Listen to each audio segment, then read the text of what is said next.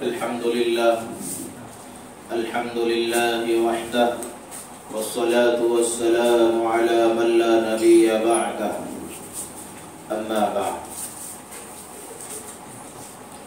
محترم بزرگوں، دوستوں، عزیز ساتھیوں، آج کی ہماری یہ مجلس فضیلت نماز کے عنوان پر 13ویں مجلس ہے، اور گزشتہ 12 مجالس میں نماز کی فضیلت قرآن کریم کی آیات اور احادیث مبارکہ کے مختلف پہلوؤں سے آپ کے سامنے بیان کی گئی۔ آج کی اس مجلس میں بھی حضور پاک صلی اللہ علیہ وسلم کا فرمان نماز کے عنوان پر کیا ہے ان کو بیان کیا جائے گا۔ چنانچہ حضور پاک صلی اللہ علیہ وسلم کی ایک حدیث ہے، عن حذیفہ رضی اللہ عنہ قال کان رسول اللہ صلی اللہ علیہ وسلم اذا حزبه امر فزع الى الصلاة، رواہ ابو داؤد۔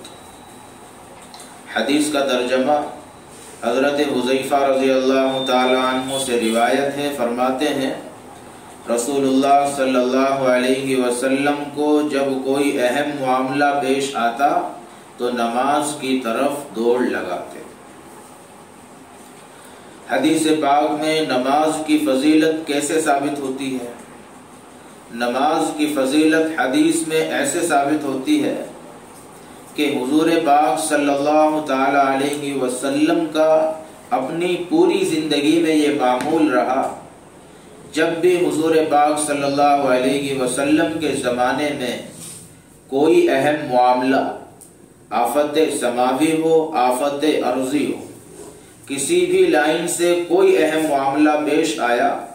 تو اس کا حل حضور پاک صلی اللہ علیہ وسلم نے نماز کی شکل میں بتایا۔ پھر یہی طریقہ چلا صحابہ کرام رضی اللہ تعالی عنہم اجمعین کے دور، کہ جب صحابہ کے زمانے میں آفتیں آتی، مصیبتیں آتی، پریشانیاں آتی، تکلیفیں آتی،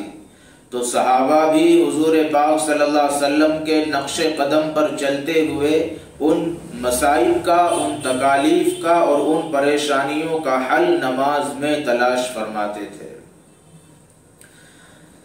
اجتماعی طور پہ کسی آفت کا آنا یہ اللہ کی ناراضگی کی علامت ہے۔ دنیا میں اجتماعی شکل میں کسی بھی آفت اور مصیبت کا آنا یہ اللہ تعالیٰ کی ناراض ہونے کی علامت اور دلیل ہے۔ انفرادی طور پہ جو آفتیں اور مصیبتیں آتی ہیں وہ آزمائش کے لیے آتی ہیں، وہ انسان کے ایمان کو، اس کے اسلام کو اور اس کی اللہ کی تقدیر پر یقین اور بھروسے کو جانچنے کے لیے آتی ہے۔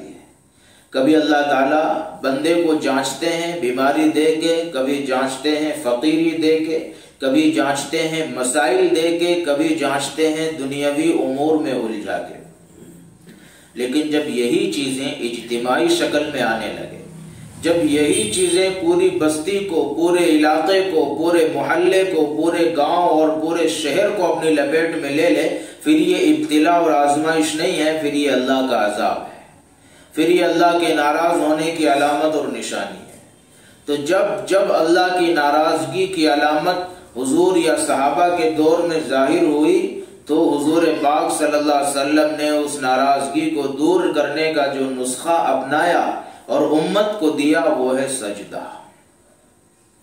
علماء کرام کتابوں میں لکھتے ہیں کہ اللہ کی ناراضگی کو دور کرنے کا بہترین نسخہ ہے سجدہ۔ حدیث میں آتا ہے کہ بندے کی اللہ تبارک و تعالیٰ کو سب سے محبوب ادا یہ ہے کہ بندہ اپنا سر اللہ کے سامنے رکھ دے، یعنی سجدہ کر لے۔ تو جب بندہ سجدہ کرتا ہے تو وہ اپنے تخیل اور تصور میں اللہ کے پیروں کو پکڑ کے گڑ گڑاتا ہے، عاجزی کرتا ہے اور یہ کہتا ہے کہ یہ جو مجھ سے غلطی ہوئی ہے میں آپ سے اس کی معافی مانگتا ہوں اور یہ عہد کرتا ہوں کہ آئندہ یہ گناہ کا عمل نہیں ہوگا، لہذا مجھے معاف کیا جائے اور یہ جو آفت اور مصیبت اور عذاب آیا ہے اس کو ختم کیا جائے۔ یہ سجدے کی کیفیت میں یہ تخیل بنتا ہے، یہ تصور بنتا ہے۔ اسی لیے حضور پاک صلی اللہ علیہ وسلم اس طرح کے تمام معاملات میں سجدہ اختیار کر، صرف دنیا میں نہیں، قیامت کے میدان میں جہاں نفسی نفسی کا عالم ہوگا اور ہر شخص کو اپنی فکر سوار ہوگی، اور جہاں حضرت آدم سے لے کے حضرت عیسیٰ علیہ السلام تک سارے نبی کہہ دیں گے کہ آج اللہ کے جلال اور اللہ کے غضب کے سامنے ہم کسی کی بات لے کے، کسی کی سفارش لے کے نہیں جا سکتے۔ ایسے موقع پہ جب سارے نبی یہ کہہ دیں گے کہ بھائی مجھ سے یہ خطا ہو گئی، یہ چوک ہو گئی، یہ غلطی ہو گئی، لہذا میں آج کے دن اللہ کے بارگاہ میں تمہاری سفارش لے کے یا حساب کتاب کا معاملہ شروع کروانے کے لیے نہیں جا سکتا، جب سارے لوگ حضور پاک صلی اللہ علیہ وسلم کے پاس دوڑ کے جائیں گے تو حضور پاک صلی اللہ علیہ وسلم کہیں گے انا اہل لذالک، میں اس کا اہل ہوں، لہذا مجھ سے کوئی خطا نہیں ہوئی، کوئی چوک نہیں ہوئی، میں رب کی بارگاہ میں جاؤں گا اور پوری امت کے لیے بلکہ پوری انسانیت کے لیے سفارش کروں گا۔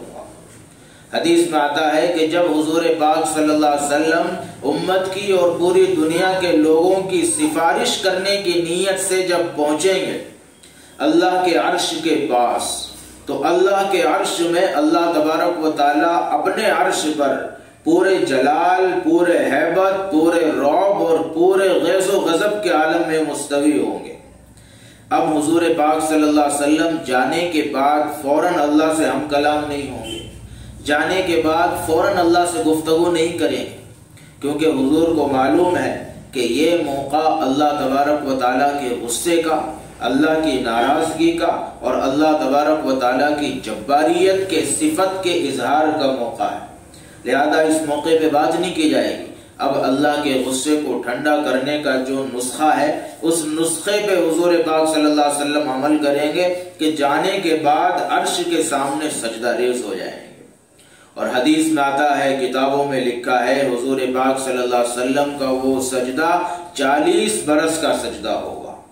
اور 40 برس تک حضور پاک صلی اللہ علیہ وسلم سجدے میں ساری انسانیت اور ساری امت کھڑی کے کھڑی ہے اور اپنے اعمال کے بارے میں غور و فکر میں لگی ہوئی ہے۔ 40 سال کا عرصہ مکمل ہونے کے بعد اللہ کی طرف سے جواب آئے گا، ارفع رأسک یا محمد سل تعطى واشفع تشفع۔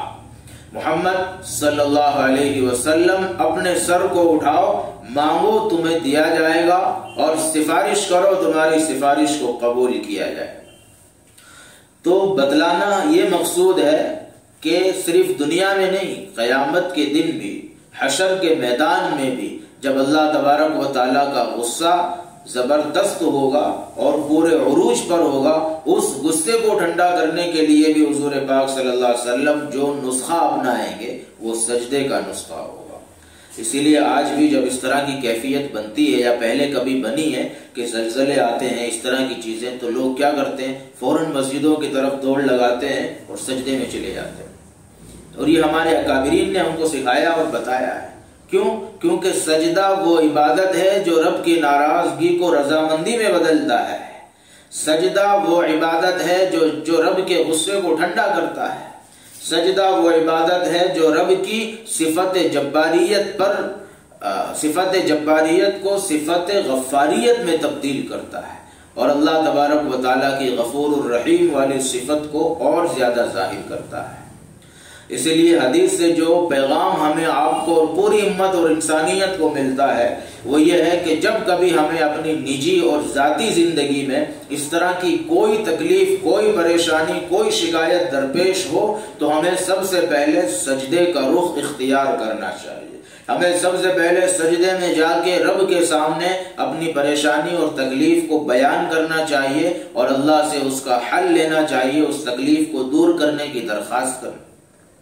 دعا آدمی مانگتا ہے، ایک دعا وہ جو عام حالت میں مانگی جاتی ہے اور ایک دعا جو سجدے میں مانگی جاتی ہے۔ سجدے کی دعا زیادہ قبول ہوتی ہے بنسبت عام دعاؤں کے۔ وجہ اس کی یہ ہے کہ سجدے میں جانے کے بعد جب آدمی دعا مانگتا ہے تو وہ ایسا ہے جیسا وہ کسی کے پیر پکڑ کے اس سے عاجزی کر رہا ہے، کسی کے پیر پکڑ کے اس سے معافی مانگ رہا ہے۔ جب کسی کے پیر پکڑ کے معافی مانگی جاتی ہے تو سامنے والا فوراً اس کا دل پسیج جاتا ہے، اس کا دل پگھل جاتا ہے، اور وہ کہتا ہے کہ اس نے اپنی انا ختم کر دی، اپنا تکبر ختم کر دیا، اپنی ہستی مٹا دی، اور اس نے میرے پیر پکڑ لیے، مطلب یہ کہ اب بات ختم ہو گئی۔ اب وہ کہتا ہے چل ٹھیک ہے، میں نے تجھے معاف کیا۔ اسی طرح جب بندہ سجدے میں جاتا ہے تو گویا وہ اللہ کے پیروں کو اپنے تصورات میں پکڑ لیتا ہے اور یہ کہنے لگتا ہے کہ بھئی ساری چیز آپ کی ہے، اور میرا جسم، میرا سر، میری آنکھیں، میری ناک، میری زبان، میرے ہونٹ، جو جسم کا بہت بہترین حصہ ہے وہ آپ کے سامنے زمین پہ رکھ دیتا ہوں، مطلب یہ کہ سب کچھ ختم۔ پھر اللہ تبارک و تعالیٰ کو بندے کی یہ ادا پسند آتی ہے اور پھر اللہ اس کی عرضی پہ توجہ دیتے ہیں، اس کی باتوں کو سنتے ہیں، اس کی دعاؤں کو قبول کرتے ہیں اور اس کے مسائل کو حل کرتے ہیں، اس کی پریشانیوں کو رفع دفع کرتے ہیں۔ تو حدیث میں ایک تو نماز کی فضیلت پتہ چلتی ہے کہ نماز اتنی اہم عبادت ہے کہ پریشانی آنے کے بعد حضور نے سب سے پہلے جس چیز کو اپنایا وہ نماز۔ حالانکہ اور عبادتیں بھی ہیں، وہ چیز بھی کی جا سکتی تھی، ان پر بھی عمل کیا جا سکتا تھا، مگر ان ساری عبادتوں میں سے نماز کا انتخاب کرنا، پھر نماز میں سجدے کا انتخاب کرنا، یہ بتاتا ہے کہ نماز اور سجدہ وہ عبادت ہے جو اللہ تبارک و تعالیٰ کے غصے کو اللہ کی رضامندی میں اور اللہ کی خوشنودی میں تبدیل کر سکتا ہے۔ اور دوسری جو چیز سمجھ میں اس حدیث سے آتی ہے وہ چیز یہ ہے کہ جب کبھی زندگی میں کسی کو کسی طرح کی کوئی پریشانی لاحق ہو تو وہ اس پریشانی کا حل نماز میں تلاش کرے۔ صحابہ کرام کے اس طرح کے بہت سے واقعات ہمارے سامنے آئے ہیں کہ صحابہ کو جب کبھی کسی چیز کی کوئی پریشانی ہوتی فوراً نماز کی طرف متوجہ ہو جاتے، اس پریشانی کو لوگوں کے سامنے، عوام کے سامنے بیان نہیں کرتے، کیونکہ صحابہ کو پتا تھا کہ پریشانی کسی اور نے نہیں دی، اللہ نے دی، لہذا پریشانی جس نے دی ہے وہی پریشانی ختم بھی کرے گا۔ تو اس پریشانی کا دکھڑا اسی سے بیان کیا جائے گا جو پریشانی دور کرنے کی طاقت رکھتا ہے، اور وہ کون ہے؟ وہ اللہ کی ذات ہے کہ اللہ ہی نے ہم کو پریشانی دی ہے تو اللہ ہی اس پریشانی کو دور بھی کرے گا۔ تو پھر مومن کی عقل مندی ہے کہ وہ اپنی تکلیفوں اور پریشانیوں کو اسی کے سامنے بیان کرے جو اس کو دور کرنے پہ قادر ہے۔ اسی لیے صحابہ کرام، جوان بیٹے کا انتقال ہوا، فوراً نماز کی نیت باندھ لی۔ کوئی بری خبر آئی کہ مسلمانوں کو فلاں غزوے میں شکست ہو گئی، فوراً 2 رکعت نماز کی نیت باندھ لی۔ پتہ چلا کہ آندھی آ گئی ہے تو فوراً 2 رکعت نماز کی نیت باندھ لی۔ پتہ چلا مدینہ منورہ میں آگ لگ گئی اور کئی مکانوں کو کھا گئی تو فوراً 2 رکعت نماز کی نیت باندھ لی۔ حضرت عمر کے دور میں زلزلہ آیا اور زمین ہلنے لگی، فوراً 2 رکعت نماز کی نیت باندھ لی۔ گھر میں چلتی ہوئی چکی بند ہو گئی، آٹا نکلنا ختم ہو گیا، 2 رکعت نماز پڑھ لی، بند چکی پھر سے چالو ہو گئی۔ تو یہ سارے مسائل صحابہ نماز سے حل کرواتے تھے، کیونکہ حضور کے ذریعے سے انہیں یہ تعلیم ملی تھی کہ سارے مسائل کا حل اللہ نے نماز میں رکھا ہے، لہذا نماز کا اہتمام کیا جائے، نماز کی پابندی کی جائے اور اس یقین سے کی جائے کہ یہ میری نماز میرے مسائل حل کرے گی، یہ میری نماز میری پریشانیوں کو دور کرے گی، یہ میری نماز میرے دنیا کے تمام کاموں کو بنائے گی۔ جب اس یقین سے نماز پڑھے گا تو یقیناً نماز اس میں مؤثر ہوگی، اثر انداز ہوگی اور اس کی پریشانیوں کو دور کرنے میں معاون اور مددگار ثابت ہوگی۔ اللہ تبارک و تعالی ہم سب کو کہنے سننے سے زیادہ عمل کی توفیق عطا فرمائے۔ وما علینا الا البلاغ۔